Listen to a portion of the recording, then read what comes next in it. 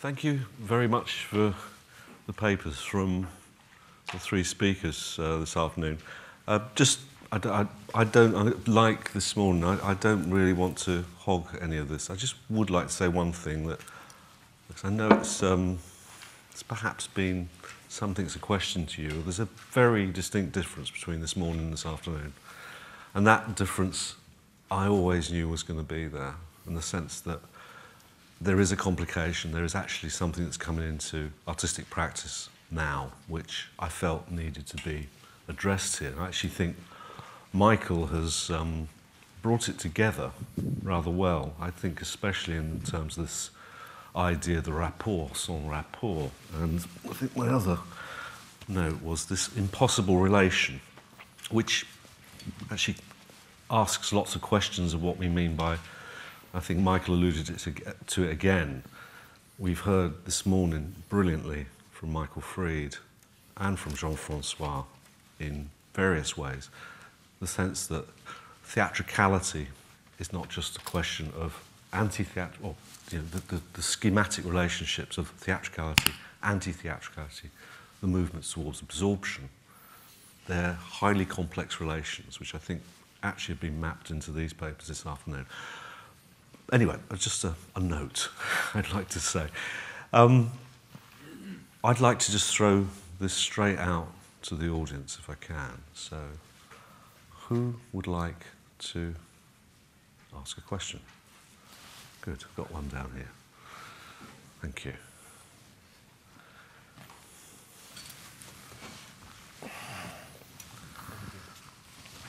This is really a question for Philip. It's a simple one, really, I hope. Could you please elucidate further how you understand the apparatus as manifest in the turn, the hailing, specifically in the photograph, and more so, does the photographic image differ in this respect to other media?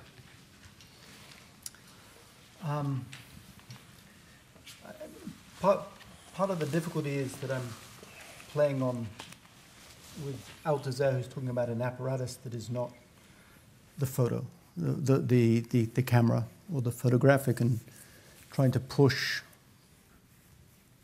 a little perversely, because we have to bring that back, sorry, Michael, on Althusser's text to make some resonance here between what he's calling an apparatus, which has nothing photographic about it, and what I'm talking about in terms of photography. For the most part, just to back up, for the most part, we've always imagined that with Althusser, we can achieve a certain reading of photography, particularly prominent in the 70s and 80s, which allowed us to think about photography as an ideological practice. And so I wanted to turn that on its head, or at least question some of the uses Althusser has served to create a theory of photography, or something like that. So in that sense, it was a little perverse not to move away from Althusser, but to take it right back into Althusser. And the other thing I would say sort of briefly is that the questioning of turning is not specific to photography. But at least today, I wanted it to be specific, but interested in turning, I mentioned it very briefly, can come in the questions of colonial encounters, or Fanon, or Hawthorne, or, I mean, you can find it in lots of film, you can find it in a number of different ways. And that would be my larger interest in questions of turning. But in terms of photography, it raised something about the way in which we can rethink something like the instantaneity or the instantaneous nature of what is the photographic.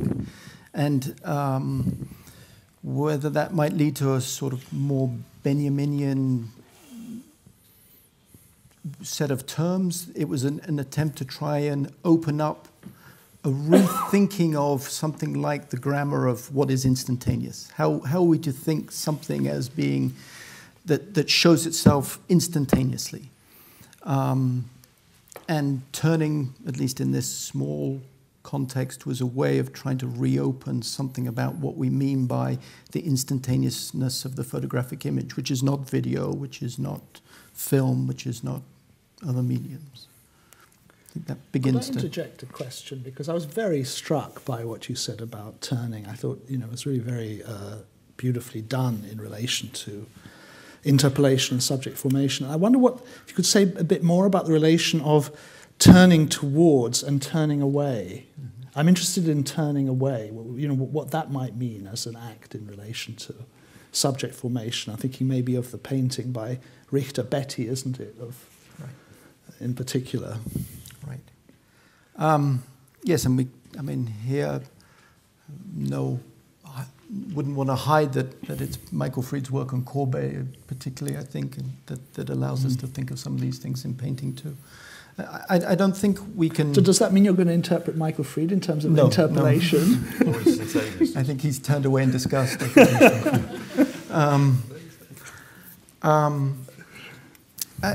I don't think we can quite... the first thing is that we've had such a privilege of facing and such a privilege of the face-to-face across a number of ways of thinking about how our rapport with one another, that turning has always seemed to be the marginal, the arbitrary, the thing that closes off the possibility of facing. And I just wanted to disrupt the ways we think about how we face one another. So I don't think in the end we're going to be able to quite distinguish the turning away from the turning toward. But the toward is never, if we say something's toward in English, it never achieves the full movement. It's always in a movement. It's a very nice expression in English as a preposition. It's a very ambiguous preposition in English. But I don't think, at least in this context, I'm not sure that I would want to make the firm distinction between turning away from someone and turning toward,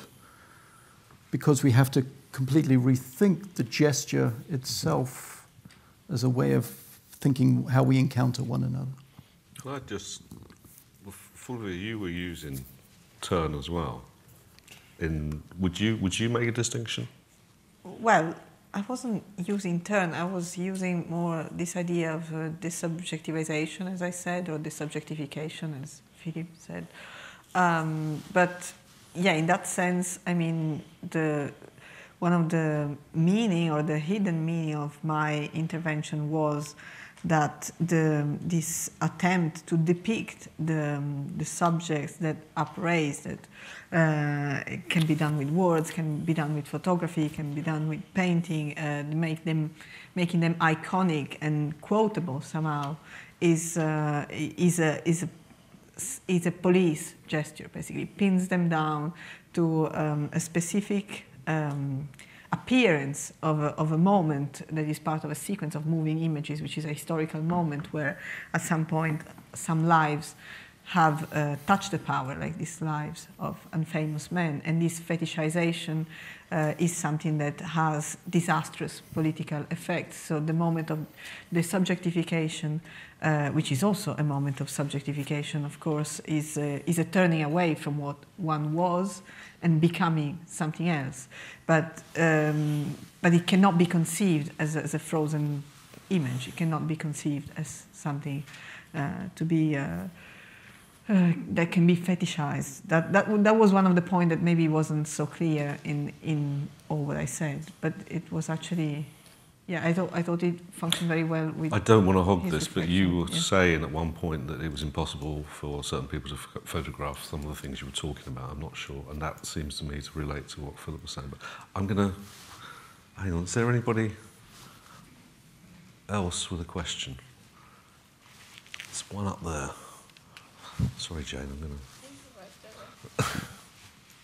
Hi. I'm actually a bit confused. I think the expression of turning is great, and you said that it was like a founding moment.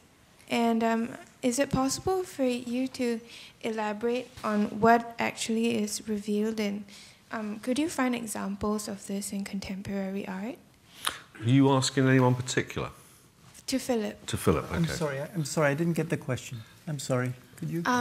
I said that I think the expression of turning is really great, but I was hoping that you can elaborate a bit more about what you call this founding moment. Like, what exactly is being revealed, or what do you think is being revealed, and whether you can actually find examples of this in contemporary art? I'd be nervous about talking about it as a founding moment, because I'm not sure what would be founding about it. So I'm not sure exactly where that's coming from, but I would hesitate to call any of this a founding moment. You're always in media res, it's something you're always in process here, becoming, so I'm not sure how it could be founding. I'm reluctant to isolate it in specific parts of contemporary art. I mean, it's like, maybe the example is a bit overdetermined here. It's like saying, it's like when you read Barth on Camera Lucida and you get the punctum, and then you start looking for it everywhere, and it becomes a total disaster, right? I mean, but there's something of the punctum in there, and in fact, Barth talks at one point about how photography turns like milk. It's a strange little moment. But, so I'm reluctant to say that there are artists. I mean, you can find it in Coleman, or you find it in. I'm reluctant to say that there's a group of artists where I find this. I've just found one photograph here, which, for reasons, came out of a very mundane pedagogic context. It sort of disrupted everything I was trying to say about photography or something. But I can locate very specific ways to talk about where I found turning, say. But as soon as it becomes a motif, or as soon as it becomes a theme, then it really empties it of any significance. So the significance that I'm trying to look for here. That's enough.